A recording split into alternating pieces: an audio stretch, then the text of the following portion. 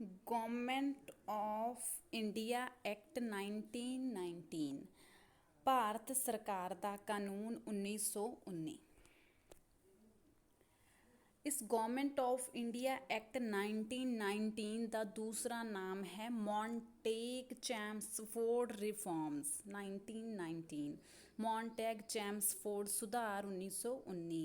ये नाम क्यों आ क्योंकि मॉन्टेग उस समय साडे सैक्रटरी ऑफ स्टेट सी जिहड़े कि इंग्लैंड दे विच हुंदे सी ते साडे जो वॉइसराय सी जो भारत दे विच हुंदे सी गवर्नर जनरल एंड वॉइसराय वो सन चैम्सफोर्ड। तां करके इन्हां दोवां दे नावां ते इहनूं मॉन्टेग चैम्सफोर्ड कहा जाता है। ਇਹਦਾ बैकग्राउंड की है इस एक्ट का, ਤਾਂ ਜੋ ਮੌਂਟੇਗ ਨੇ ਸਾਡੇ ਸੈਕਟਰੀ ਆਫ ਸਟੇਟ ਨੇ ਉਹ ਨਾ 20 ਅਗਸਤ 1917 ਨੂੰ ਇੱਕ ਡੈਕਲਾਰੇਸ਼ਨ ਲੈ ਕੇ ਆਉਂਦੇ ਆ, ਇੱਕ ਘੋਸ਼ਣਾ ਕਰਦੇ ਆ। ਉਹਨੂੰ ਅਗਸਤ ਡੈਕਲਾਰੇਸ਼ਨ ਵੀ ਕਿਹਾ ਜਾਂਦਾ ਕਿਉਂਕਿ ਅਗਸਤ ਦੇ ਮਹੀਨੇ ਆਈ ਸੀ ਤੇ ਉਹਨਾਂ ਮੌਂਟੇਗ ਨੇ ਪੇਸ਼ ਕੀਤੀ ਸੀ ਇਹ ਘੋਸ਼ਣਾ, ਤਾਂ ਕਰਕੇ ਇਹਨੂੰ ਮੌਂਟੇਗ ਡੈਕਲਾਰੇਸ਼ਨ ਵੀ ਇਹਨੂੰ ਕਿਹਾ ਜਾਂਦਾ। ਅਗਸਤ ਡੈਕਲਾਰੇਸ਼ਨ ਮੌਂਟੇਗ ਡੈਕਲਾਰੇਸ਼ਨ 20 ਅਗਸਤ 1917 ਵੈਰੀ ਇੰਪੋਰਟੈਂਟ ਹੈ। ਇਹਦੇ ਵਿੱਚ ਉਹਨਾਂ ਨੇ ਕੀ ਘੋਸ਼ਣਾ ਕੀਤੀ ਸੀ ਭਾਰਤੀਆਂ ਬਾਰੇ? ਇਹ ਘੋਸ਼ਣਾ ਕੀਤੀ ਸੀ ਕਿ ਹੌਲੀ ਹੌਲੀ ਪੜਾਅਵਾਰ ਅਸੀਂ ਭਾਰਤ ਦੇ ਵਿੱਚ ਇੱਕ ਉੱਤਰਦਾਈ ਸਰਕਾਰ ਜਿਹੜੀ ਹੈ ਸਥਾਪਿਤ ਕਰਾਂਗੇ ਅਤੇ ਇੱਥੇ ਸਵੈ ਸ਼ਾਸਨ ਸੰਸਥਾਵਾਂ ਦਾ ਵਿਕਾਸ ਕਰਾਂਗੇ।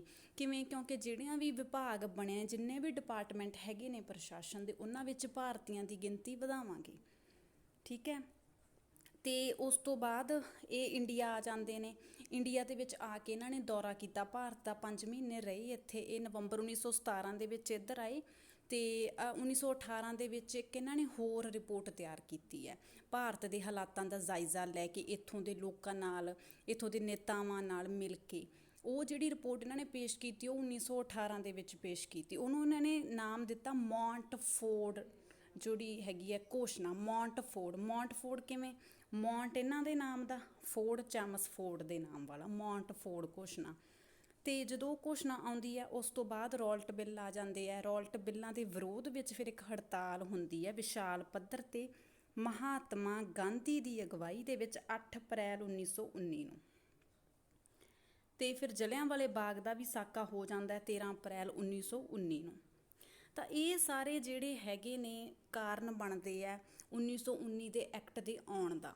ਅਤੇ ਬੇਸ ਜੋ ਬਣਦਾ ਹੈ, ਬੇਸ ਇਹਦਾ ਮੌਂਟਫੋਰਡ ਯੋਜਨਾ ਜਿਹੜੀ ਉਹਨਾਂ ਨੇ ਮੌਂਟੇਗ ਨੇ ਬਣਾਈ ਸੀਗੀ ਇੱਧਰ ਭਾਰਤ ਦੇ ਹਾਲਾਤਾਂ ਦਾ ਜਾਇਜ਼ਾ ਲੈਣ ਤੋਂ ਬਾਅਦ, ਉਸ ਘੋਸ਼ਣਾ ਉਸ ਯੋਜਨਾ ਦੇ ਆਧਾਰ 'ਤੇ ਹੀ 1919 ਦਾ ਐਕਟ ਆਉਂਦਾ। ਅਤੇ ਇਹ ਐਕਟ ਜੋ ਹੈ ਹਾਊਸ ਆਫ ਕਾਮਨਸ ਦੇ ਵਿੱਚ ਪਾਸ ਹੁੰਦਾ ਜੂਨ 1919 ਦੇ ਵਿੱਚ। ਅਤੇ ਇਹਨੂੰ ਬ੍ਰਿਟਿਸ਼ ਕਰਾਊਨ ਦੀ ਪ੍ਰਵਾਨਗੀ ਮਿਲਦੀ ਹੈ ਜੀ 23 ਦਸੰਬਰ 1919 ਨੂੰ। ਇਸ ਕਾਨੂੰਨ ਦੀਆਂ ਮੁੱਖ ਵਿਵਸਥਾਵਾਂ ਕੀ ਸੀ, ਕੀ ਕੁਝ ਕੀਤਾ ਗਿਆ ਇਸ ਕਾਨੂੰਨ ਦੇ? ਪਹਿਲੀ ਗੱਲ ਤਾਂ ਇਹ ਹੈ ਕਿ ਜਿਹੜਾ ਇਹਦਾ ਆਰੰਭ ਪ੍ਰਸਤਾਵਨਾ ਨਾਲ ਹੁੰਦਾ, ਜਿਵੇਂ ਸਾਡੇ ਕੌਂਸਟੀਟਿਊਸ਼ਨ ਦਾ ਆਰੰਭ ਹੁੰਦਾ ਪ੍ਰਸਤਾਵਨਾ ਨਾਲ, ਉਵੇਂ ਹੀ ਇਸ ਐਕਟ ਦਾ ਆਰੰਭ ਵੀ ਪ੍ਰਸਤਾਵਨਾ ਨਾਲ ਹੁੰਦਾ। ਅਤੇ ਪ੍ਰਸਤਾਵਨਾ ਸੀ ਕੀ? ਪ੍ਰਸਤਾਵਨਾ ਦੇ ਵਿੱਚ ਉਹ ਉਦੇਸ਼ ਹੁੰਦੇ ਆ ਕਿ ਇਹ ਜਿਹੜਾ ਐਕਟ ਅਸੀਂ ਲੈ ਕੇ ਆ ਰਹੇ ਹਾਂ ਕਿਸ ਉਦੇਸ਼ ਲਈ ਲੈ ਕੇ ਆ ਰਹੇ ਹਾਂ, ਕੀ ਸਾਡੇ ਮੰਤਵ ਨੇ ਜੋ ਅਸੀਂ ਪੂਰੇ ਕਰਨੇ ਇਸ ਐਕਟ ਰਾਹੀਂ।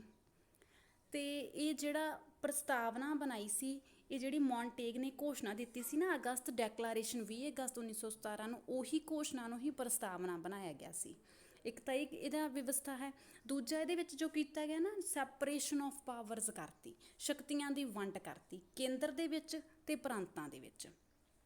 ਸੈਂਟਰਲਾਈਜੇਸ਼ਨ ਖਤਮ ਕਰਤਾ, ਬਿਲਕੁਲ ਸੈਂਟਰਲਾਈਜੇਸ਼ਨ ਬਿਲਕੁਲ ਖਤਮ ਹੋ ਜਾਂਦਾ। ਸ਼ਕਤੀਆਂ ਦੀ ਵੰਡ ਹੁੰਦੀ ਹੈ। ਕੇਂਦਰ ਦੇ ਕੋਲ ਜੋ ਆਉਂਦੇ ਨੇ ਉਹ ਵਾਲੇ ਵਿਸ਼ੇ ਆਉਂਦੇ ਨੇ ਜਿਹੜੇ 2 ਜਾਂ 2 ਤੋਂ ਜ਼ਿਆਦਾ ਰਾਜਾਂ ਨਾਲ ਹੈਗੇ ਹੈ। ਜੋ ਕੇਂਦਰੀ ਵਿਭਾਗ ਸੀ ਇਹਨਾਂ ਦੇ ਵਿੱਚ ਜਿਹੜੇ 1 ਤੋਂ ਜ਼ਿਆਦਾ ਰਾਜਾਂ ਨਾਲ ਸੰਬੰਧਿਤ ਵਿਸ਼ੇ ਆਉਂਦੇ ਸੀ ਜਾਂ ਕੇਂਦਰ ਨਾਲ ਸੰਬੰਧਿਤ ਵਿਸ਼ੇ ਸੀ ਪੂਰੇ ਦੇਸ਼ ਦੇ ਨਾਲ, ਪੂਰੇ ਬਰਤਾਨਵੀ ਭਾਰਤ ਦੇ ਨਾਲ, ਉਹ ਇਸ 'ਚ ਆਉਂਦੇ ਸੀ। ਜਿਵੇਂ ਰੱਖਿਆ, ਵਿਦੇਸ਼, ਡਾਕ, ਤਾਰ, ਆਵਾਜਾਈ, ਇਹਦੇ ਵਿੱਚ 47 ਵਿਸ਼ੇ ਸੀ। ਪ੍ਰਾਂਤ ਦੇ ਵਿੱਚ ਸਿਰਫ ਇੱਕ ਪ੍ਰਾਂਤ ਦੇ ਅਲੱਗ-ਅਲੱਗ ਵਿਸ਼ੇ, ਜਿਵੇਂ ਖੇਤੀਬਾੜੀ, ਸਿੰਚਾਈ, ਸਵੈ ਸ਼ਾਸਨ ਅਤੇ ਵਿੱਦਿਆ, ਇਹਦੇ ਵਿੱਚ 51 ਵਿਸ਼ੇ ਸੀ। ਅਤੇ ਬਾਕੀ ਕੇਂਦਰ ਅਤੇ ਪ੍ਰਾਂਤਕ ਵਿਭਾਗਾਂ ਦੀ ਸੂਚੀ ਤੋਂ ਬਿਨਾਂ ਜਿਹੜੇ ਵੀ ਵਿਸ਼ੇ ਬਚ ਗਏ ਉਹ ਸਾਰੇ ਬਚੇ ਦੇ ਬੱਚੇ ਜਿਹੜੇ ਰੈਜ਼ੂਡਰੀ ਪਾਵਰਸ ਹੁੰਦੀਆਂ ਉਹ ਕੇਂਦਰ ਨੂੰ ਦਿੱਤੀਆਂ ਗਈਆਂ ਸੀ, ਜਿਵੇਂ ਕਿ ਹੁਣ ਦਿੱਤੀਆਂ ਗਈਆਂ। ਅੱਗੇ ਪ੍ਰਾਂਤਾਂ ਦੇ ਵਿੱਚ ਦੋਹਰਾ ਸ਼ਾਸਨ ਆ ਗਿਆ, ਡਾਇਆਰਕੀ ਆ ਗਈ। ਇਹ ਸਿਰਫ 9 ਪ੍ਰਾਂਤਾਂ ਦੇ ਵਿੱਚ ਆਉਂਦਾ ਹੈ। ਪ੍ਰਾਂਤਾਂ ਦੇ ਵਿਸ਼ੇ 2 ਭਾਗਾਂ 'ਚ ਵੰਡਦੇ। ਪਹਿਲੇ ਸੀ ਰਾਖਵੇਂ ਵਿਸ਼ੇ, ਦੂਜੇ ਸੀਗੇ ਪ੍ਰਦੱਤ ਵਿਸ਼ੇ। ਇਹਨਾਂ ਨੂੰ ਰਿਜ਼ਰਵ ਕਹਿੰਦੇ ਆ, ਇਹਨਾਂ ਨੂੰ ਟਰਾਂਸਪੋਰਟ ਕਹਿੰਦੇ ਆ। ਇਹ ਬਹੁਤ ਮਹੱਤਵਪੂਰਨ ਵਿਸ਼ੇ ਸੀ, ਇਹ ਘੱਟ ਮਹੱਤਤਾ ਵਾਲੇ ਸੀ। ਇਹਨਾਂ ਦਾ ਜਿਹੜਾ ਪ੍ਰਬੰਧ ਸੀ ਉਹ ਗਵਰਨਰ ਤੇ ਉਹਦੇ ਮੰਤਰੀਆਂ ਨੇ ਕਰਨਾ ਸੀਗਾ, ਤੇ ਇਹਦਾ ਪ੍ਰਬੰਧ ਕਰਨਾ ਸੀ ਗਵਰਨਰ ਤੇ ਉਹਦੇ ਕਾਉਂਸਲਰਸ ਨੇ। ਕਾਰਜਕਾਰੀ ਪ੍ਰੀਸ਼ਦਾਂ ਵਿੱਚ ਭਾਰਤੀਆਂ ਦੀ ਗਿਣਤੀ ਵਿੱਚ ਵਾਧਾ। ਜਿਹੜੀ ਐਗਜ਼ੀਕਿਊਟਿਵ ਕਾਉਂਸਲ ਸੀਗੀ, ਪ੍ਰਾਂਤਾਂ ਦੇ ਵਿੱਚ ਵੀ ਹੁੰਦੀ ਸੀ ਤੇ ਕੇਂਦਰ ਦੇ ਵਿੱਚ ਵੀ ਹੁੰਦੀ ਸੀ। ਕੇਂਦਰ ਦੇ ਵਿੱਚ ਜਿਹੜੀ ਕਾਰਜਕਾਰੀ ਪ੍ਰੀਸ਼ਦ ਸੀ ਉਹਦੇ 6 ਮੈਂਬਰ ਸੀ। ਪਹਿਲਾਂ 6 ਦੇ ਵਿੱਚੋਂ ਇੱਕ ਭਾਰਤੀ ਸਚਿਦਾਨੰਦ ਸਿਨਹਾ ਨੂੰ ਚੁਣਿਆ ਗਿਆ ਸੀਗਾ, ਸਤਿੰਦਰ ਪ੍ਰਸਾਦ ਸਿਨਹਾ ਨੂੰ ਚੁਣਿਆ ਗਿਆ ਸੀ। ਤੇ ਹੁਣ 6 ਦੇ ਵਿੱਚੋਂ ਘੱਟੋ ਘੱਟ 3 ਮੈਂਬਰ ਭਾਰਤੀ ਹੋਣੇ ਚਾਹੀਦੇ ਆ। ਤੇ ਜਿਹੜਾ ਕੋਈ ਵੀ ਹਾਈ ਕੋਰਟ ਦਾ 10 ਸਾਲਾਂ ਤੋਂ ਵਕੀਲ ਰਿਹਾ ਹੋਵੇ ਉਹ ਵੀ ਇਹਦੇ ਵਿੱਚ ਚੁਣਿਆ ਜਾਊਗਾ। ਤੇ ਇਹੋ ਜਿਹਾ ਚੁਣਿਆ ਜਾਣ ਵਾਲਾ ਵਿਅਕਤੀ ਪਹਿਲਾਂ ਤੇਜ ਬਹਾਦਰ ਸਪਰੂ ਸੀ, ਤੇ ਇਹ ਕਾਨੂੰਨੀ ਮੈਂਬਰ ਵਜੋਂ ਚੁਣਿਆ ਗਿਆ ਸੀ। ਜਿਹੜਾ ਪਹਿਲਾ ਮੈਂਬਰ ਸੀ ਉਹ SP ਸਿਨਹਾ ਸੀ, ਸਚਿਦਾਨੰਦ ਨਹੀਂ, ਸਤਿੰਦਰ ਪ੍ਰਸਾਦ ਸਿਨਹਾ ਸੀ। ਤੇ ਹੁਣ 3 ਮੈਂਬਰ ਚੁਣੇ ਜਾਣਗੇ, 3 ਭਾਰਤੀ ਹੋਣੇ ਚਾਹੀਦੇ 6 ਦੇ ਵਿੱਚੋਂ। ਤੇ ਬੰਬਈ, ਬੰਗਾਲ, ਮਦਰਾਸ ਦੇ ਵਿੱਚ ਰਾਖਵੇਂ ਵਿਭਾਗ ਦੇ 4 ਵਿੱਚੋਂ 2 ਪਾਰਸ਼ਦ ਭਾਰਤੀ ਹੋਣ, ਤੇ ਬਾਕੀਆਂ ਦੇ ਵਿੱਚੋਂ ਇੱਕ ਹੋਵੇ। ਤੇ ਜਿਹੜੇ ਪ੍ਰਦੱਤ ਵਿਸ਼ੇ ਉਹਨਾਂ 'ਚ ਸਾਰੇ ਮੰਤਰੀ ਭਾਰਤੀ ਹੋਣੇ ਚਾਹੀਦੇ ਆ। ਸੰਪਰਦਾਇਕ ਚੋਣ ਪ੍ਰਣਾਲੀ ਦਾ ਵਿਸਥਾਰ। ਸਿੱਖਾਂ ਲਈ, ਭਾਰਤੀ ਈਸਾਈਆਂ, ਐਂਗਲੋ ਇੰਡੀਅਨਸ ਲਈ, ਯੂਰਪੀਆਂ ਲਈ ਵੱਖਰੇ ਵੱਖਰੇ ਚੋਣ ਖੇਤਰ, ਤੇ ਬੰਬਈ ਦੇ ਮਰਹੱਟੇ ਤੇ ਮਦਰਾਸ ਵਿੱਚ ਗੈਰ ਬ੍ਰਾਹਮਣਾਂ ਲਈ ਵੀ ਕੁਝ ਸਥਾਨ ਰਾਖਵੇਂ ਰੱਖੇ ਗਏ। 1920 ਦੇ ਵਿੱਚ ਬਰਤਾਨਵੀ ਭਾਰਤ ਦੀ 24 ਕਰੋੜ 20 ਲੱਖ ਆਬਾਦੀ 'ਚੋਂ 54 ਲੱਖ ਵਿਅਕਤੀਆਂ ਨੂੰ ਵੋਟ ਦੇਣ ਦਾ ਅਧਿਕਾਰ ਦਿੱਤਾ ਗਿਆ ਸੀ। ਵਿਧਾਨ ਮੰਡਲ, ਲੈਜਿਸਲੇਟਿਵ ਜੋ ਲੈਜਿਸਲੇਚਰ ਸੀ ਉਹਨਾਂ ਦੇ ਵਿੱਚ ਪਰਿਵਰਤਨ ਕੀਤਾ ਗਿਆ। ਜਿਹੜੇ ਤਾਂ ਸੀਗੇ ਜੀ ਕੇਂਦਰ ਦੇ, ਉਹਨਾਂ ਵਿੱਚ 2 ਸਦਨੀ ਵਿਧਾਨ ਪਾਲਿਕਾ ਸੀ। ਜੋ ਪ੍ਰਾਂਤ ਸੀ ਉਹਨਾਂ ਦੇ ਵਿੱਚ 1 ਸਦਨੀ ਸੀ। ਆਹ ਤਾਂ ਹੈਗੇ ਜੀ ਪ੍ਰਾਂਤਾਂ ਦਾ, ਤੇ ਆਹ ਹੈਗਾ ਕੇਂਦਰ ਦਾ। ਕੇਂਦਰ ਦੇ ਵਿੱਚ 2 ਸਦਨੀ ਹੈ, ਉੱਪਰਲਾ ਸਦਨ ਰਾਜ ਸਭਾ, ਹੇਠਲਾ ਵਿਧਾਨ ਸਭਾ। ਰਾਜ ਸਭਾ ਦੇ ਕੁੱਲ ਮੈਂਬਰ 60 ਹੋਣਗੇ। 33 ਚੁਣੇ ਹੋਏ, 27 ਨਾਮਜ਼ਦ ਕੀਤੇ ਹੋਏ। 27 ਵਿੱਚੋਂ 17 ਸਰਕਾਰੀ, 10 ਗੈਰ ਸਰਕਾਰੀ। ਚੋਣ ਹੋਊਗੀ ਪ੍ਰਤੱਖ ਰੂਪ ਦੇ ਵਿੱਚ, ਵੋਟਰ ਚੁਣਨਗੇ। ਤੇ ਵਿਧਾਨ ਸਭਾ, ਲੈਜਿਸਲੇਟਿਵ ਅਸੈਂਬਲੀ, ਆ ਕਾਉਂਸਲ ਆਫ ਸਟੇਟਸ ਜਾਂ ਲੈਜਿਸਲੇਟਿਵ ਅਸੈਂਬਲੀ, ਇਹਦੇ ਕੁੱਲ ਮੈਂਬਰ 145 ਹੋਣਗੇ। ਜਿਹੜੇ ਪ੍ਰਤੱਖ ਰੂਪ ਵਿੱਚ ਵੋਟਰਾਂ ਰਾਹੀਂ ਚੁਣੇ ਜਾਣਗੇ ਉਹ 104 ਹੈ। ਤੇ ਗਵਰਨਰ ਜਨਰਲ ਨੋਮੀਨੇਟ ਕਰੂਗਾ 41 ਮੈਂਬਰਾਂ ਨੂੰ। ਪ੍ਰਾਂਤਾਂ ਦੇ ਵਿੱਚ ਸਿਰਫ 1 ਮੰਡਲ ਹੀ ਹੋਊਗਾ, ਵਿਧਾਨ ਮੰਡਲ, ਇੱਕੋ ਸਦਨ ਹੀ ਹੋਊਗਾ, ਜਿਨ੍ਹਾਂ ਵਿੱਚੋਂ 70% ਮੈਂਬਰ ਚੁਣਨੇ ਆ ਪ੍ਰਤੱਖ, ਤੇ 20% ਸਰਕਾਰੀ ਹੋਣਗੇ ਨਾਮਜ਼ਦ ਕੀਤੇ ਹੋਏ, 10% ਗੈਰ ਸਰਕਾਰੀ ਹੋਣਗੇ ਉਹ ਵੀ ਨੋਮੀਨੇਟ ਕੀਤੇ ਹੋਏ।